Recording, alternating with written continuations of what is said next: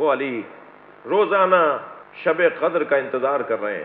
کبھی بچوں سے کہہ رہے ہیں کہ عید میں کتنے دن رہ گئے، اور امام حسین نے جب فرمایا بابا 17 دن رہ گئے، معاف کیجیے گا 17ویں تاریخ تھی، فرمایا بابا 13 دن رہ گئے. فرمایا ہاں عید تو وہ منائے گا جو 21 رمضان کے بعد زندہ رہے گا. کبھی اپنے چہرے پر اپنی داڑھی پر ہاتھ پھیرتے ہوئے فرماتے تھے کہ کچھ لوگوں کی داڑھیاں تو خضاب سے رنگین ہوتی ہیں، اور کوئی ہے جس کی داڑھی اس کے سر کے خون سے رنگین ہوگی. جب مولا کو ضربت لگی نا اور عبد الرحمن ابن ملجم نے تلوار ماری، اجرکم اللہ، آپ کی آمادگی ہے، شب شہادت ہے، کل یوم علی، کل شہادت ہے، مولا علی کا دن ہے. آپ عزاداری میں اور مولا کی یاد میں خود کو مصروف رکھیں گے. جب مولا کو تلوار لگی، امام حسن سر پہ پٹی باندھ رہے تھے تو اطمینان سے فرمانے لگے پہلے بتاؤ میری داڑھی میرے سر کے خون سے رنگین ہو گئی؟ فرمایا ہاں بابا آپ کی داڑھی رنگین ہو گئی. فرمایا حسن تمہارے نانا نے جو مجھ سے وعدہ کیا تھا، جو مجھے بتایا تھا، وہ پورا ہونے جا رہا ہے. میں اس زخم میں ٹھیک نہیں ہوں گا، یہ زخم میری شہادت کا سبب بنے گا.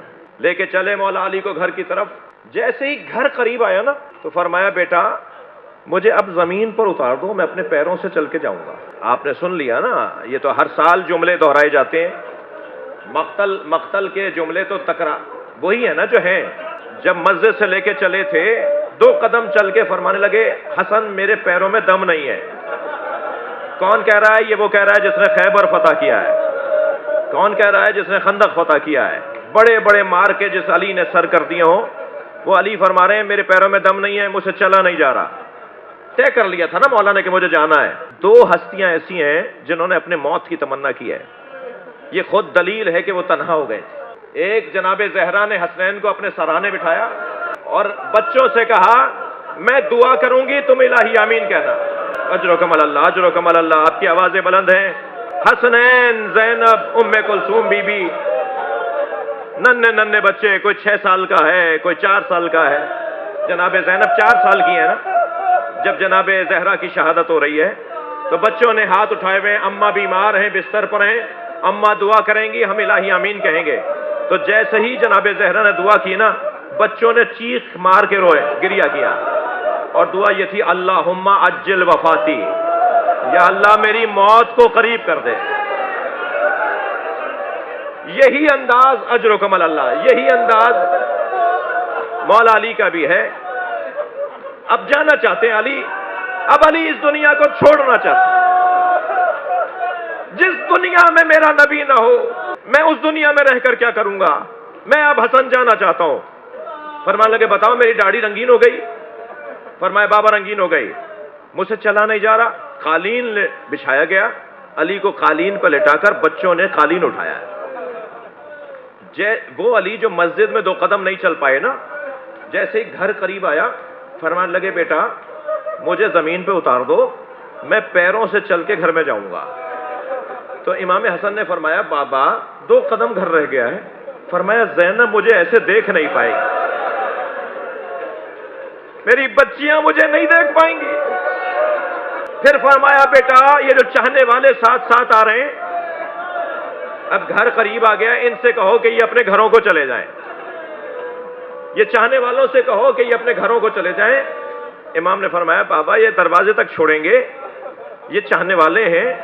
فرمایا بیٹا میری خبر گھر پہنچ گئی ہوگی، کہیں میری بچیوں کے رونے کی آوازیں، میں کہوں گا مولا آپ کو اپنی زینب کا بڑا خیال، جو رونے آئے ہیں تکلف کر کے نہیں روئے، شب شہادت ہے. مولا آپ کو اپنی زینب کا بڑا خیال ہے. مولا یہی کوفہ ہوگا، زینب کے سر سے چادر اتاری جائے گی، علی کی بیٹیاں فریادیں کریں گی. اجرکم اللہ، اجرکم اللہ. تھکیں گے نہیں، مجھے 2 منزلیں اور لینے دیجئے.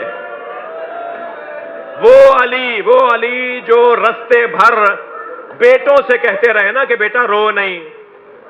امام حسن کو کہا بیٹا تمہاری آنکھوں میں آنسو ہیں، گریہ نہیں کرو. حضرت عباس سے کہا عباس جو حق کی خاطر جیتا ہے اسے یہ دن دیکھنا پڑتے ہیں.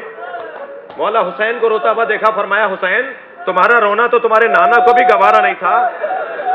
جو علی رستے بھر بیٹوں کو ٹوکتے رہے، کہتے رہے بیٹا گریہ نہ کرو، گریہ نہ کرو. جیسے ہی گھر میں داخل ہوئے زینب کو آتے ہوئے دیکھا تو خود علی رو دیے. علی مولا کی آنکھوں سے آنسو جاری ہے, زینب کو سینے سے لگا کے روئے.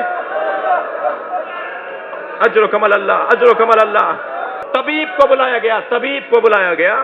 امام حسن نے فرمایا محمد حنفیہ بھائی جاؤ طبیب کو لے کر آؤ. طبیب آیا, طبیب نے مولا کے زخم کو دیکھا, ایک گوسفند ذبح کروایا, گوسفند ایک بھیڑ ذبح کروایا, پھر ایک رگ نکال کر مولا کا معائنہ کیا اور اس کے بعد اوزار طباوت کو جمع کرنے لگا.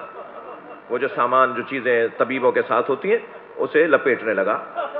اب سب بچے طبیب کی طرف دیکھ رہے ہیں اور طبیب ہے جو جانے کی تیاری کر رہا ہے.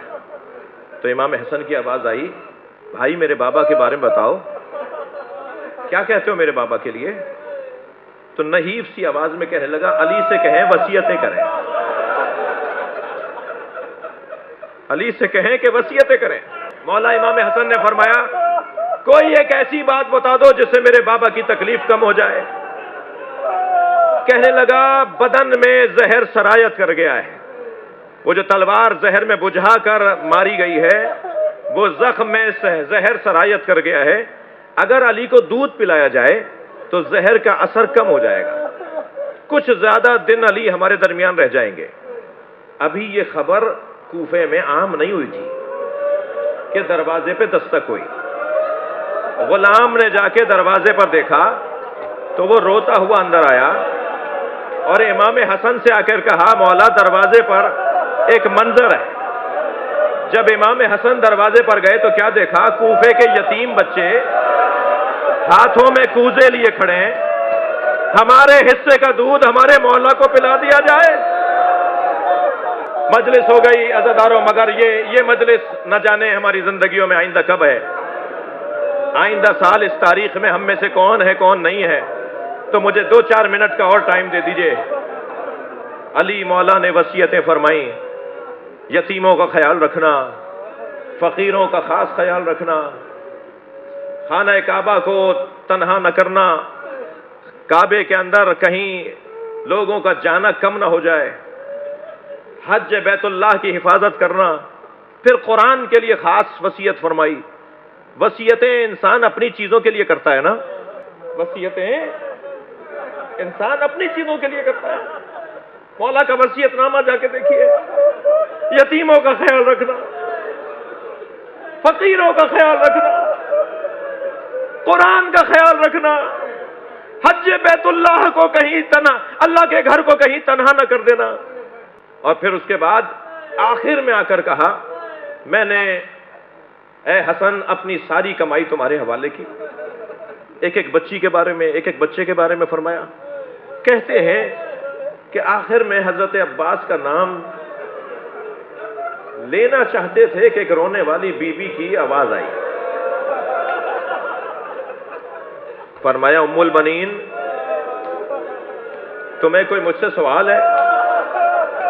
کہ مولا میرا عباس کس کے حوالے ہے؟ کہ عباس حسین کے حصے کا ہے.